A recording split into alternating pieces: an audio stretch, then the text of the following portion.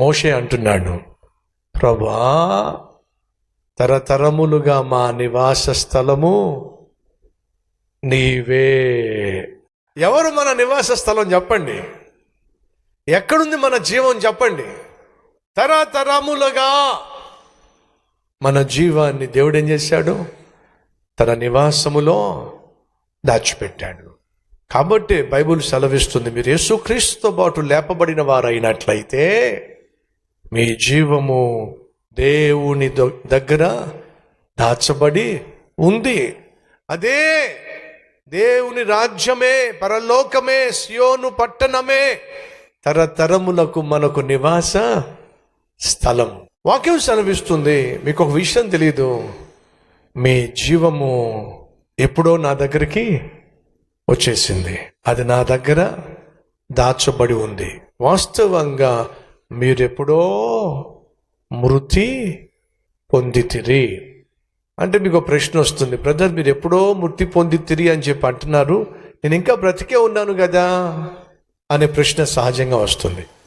సహోదరి సహోదరులు, యేసుక్రీస్తు మన కొరకు సిలువలో మరణించినప్పుడు బైబిల్ సెలవిస్తుంది, దేవుడు మనందరినీ కూడా యేసులో ఉంచెను. ఆయన మనల్ని కూడా యేసులో ఉంచాడు. కాబట్టే ఆయన మరణించటం ద్వారా ఆయనలో మనం ఉన్నాం కాబట్టి మన పాపములన్నీ కూడా కొట్టివేయబడినాయి. యేసుక్రీస్తు నిజముగా సిలువలో మరణించాడు, నిజముగా సిలువ వేయబడ్డాడు. కానీ నువ్వు నేను సిలువ వేయబడలా. కానీ దేవుడు ఏం చేశాడు? మనలను యేసుక్రీస్తు నందు ఉంచాడు.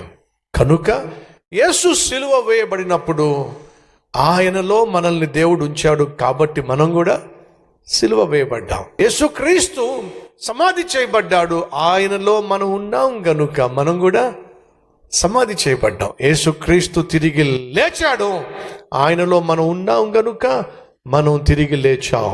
ఇప్పుడు యేసు ఎక్కడున్నాడు? పరలోకంలో ఉన్నాడు. మన జీవం ఎక్కడుంది? పరలోకంలో ఉంది. యేసు అక్కడ ఉన్నాడు, మన జీవము పరలోకంలోనే ఉంది. అదే కదా బైబిల్ సెలవిస్తుంది, మీరు యేసుక్రీస్తుతో పాటు తిరిగి లేచిన వారైనట్లయితే మీ జీవము పరలోకమందు దాచబడి ఉందే. ఇప్పుడు చెప్పండి, మీరు ఎంతమందికి పరలోకంలో నివాస స్థలం ఉందో ఒకసారి చూపిస్తారా? సహోదరి సహోదరులు, నీకు నాకు పరలోకంలో స్థలం కొనడానికి దేవుడు కూడా చెల్లించాడు. చెప్పండి ఏంటో? క్రయధనము. ఏమిటా క్రయధనము?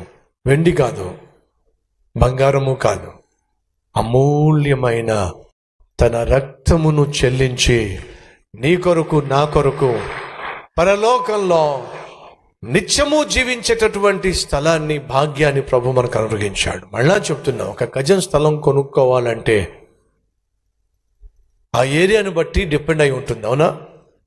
హైదరాబాదు సెంట్రల్లో కొనేటటువంటి స్థలం ఖరీదు వేరుగా ఉంటుంది. హైదరాబాదు బయటికి వెళ్ళేసరికి అక్కడ స్థలం వేరుగా ఉంటుంది ఖరీదు. మరి పరలోకంలో స్థలం మనకు కావాలంటే మనం కొనుక్కోగలమా? ఛాన్స్ లేదు.